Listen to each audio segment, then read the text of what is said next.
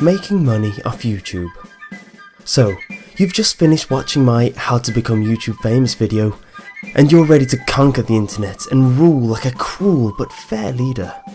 But wait, I only told you guys a fraction of what there is to know about YouTube. A lot of people want to be big on YouTube, but ask yourself why. I've told you the secret of becoming YouTube famous, but knowing the algorithms and putting them into practice are two completely different things.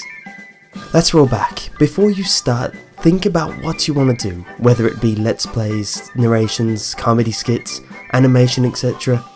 Either way, a lot of people start because they see someone else who inspires them.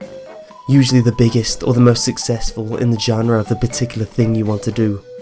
But let's see what makes them who they are. Think about your inspiration. If you want to be an animator, an example can be Egoraptor. If you want to be a let's player, an example can be Cry. No matter what you think, these guys make money, and essentially they're living from YouTube, a position that a lot of people want to be in. But it doesn't come instantly, which is mistake number one that I see people falling into. Some people start their channels, spam comments, asking to sub, and then get butthurt that they aren't YouTube famous yet. Some get past this stage, and after a year, they only have a handful of subs, then they get butthurt. But how does Cry do it, you may ask? Well, look at his channel. He's only really picked up in the last year or two. I bet there are even a few people who only think he's been going for about that long, but he's actually been on YouTube for 6 years. Think about that. That's closer to a decade. Egoraptor made his fame not on YouTube, but before that on Newgrounds. He's been going for many years now and has earned where he is through many years of hard work and good content. You can do this with most YouTubers, although there are a few exceptions. Some young channels have grown despite being young, and this can be due to a few factors. A lot of Let's Play channels have sprouted from a lot of bigger YouTubers. Smosh, Tobuscus, Egoraptor, etc. have all made gaming channels and are heavily promoted through their main channel. Unless you know big YouTubers or are one yourself, you sadly can't get big this way. Another smaller exception is to make good quality and to get picked up and spread like hell by viewers. Evidence of this can be if you ever see a video with way more views than subs, and they are getting subscribers at a constantly increasing rate. You can see that those videos are being spread via viewers. You can try spread your videos yourself, but you are one person. For something to go viral, it has to be done by thousands of people, which is something you can't synthetically recreate. A good example of a young channel growing is PewDiePie. Despite what you say, he does do good quality and watchable content that a lot of people love. And even though his channel is only 2 years old, much younger than the majority of the biggest YouTubers, he is now the #1 subscribed person on YouTube. The last exception is to be in a niche genre. Mr. Creepypasta can fall into this. He has amassed quite a following despite being around for a shorter period of time compared to the rest. He started when there was about 3 people doing it, and out of the original 3, he was the only one who carried it on. Most of the bigger narrators have been going for a while as well, but it's sad to see and sad to say that a lot of newer readers aren't having the same luck.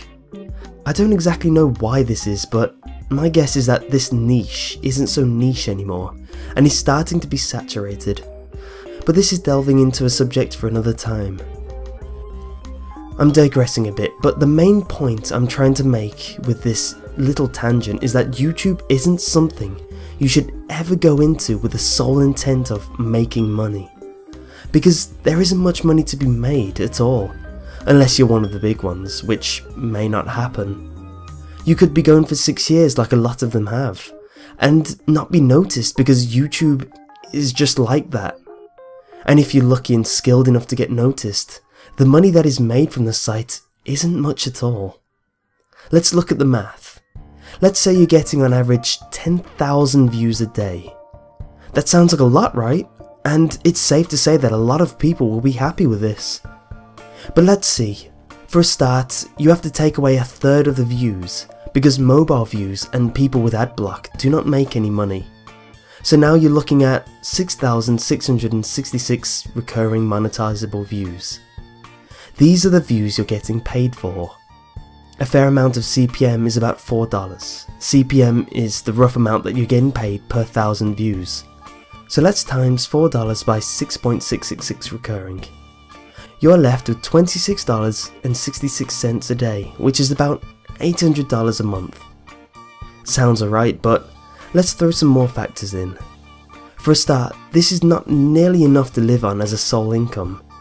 And if you clock the amount of hours in on the amount of work you put into your videos, more likely than not you're earning either minimum wage or less. But here's the clincher. Odds are this won't last forever.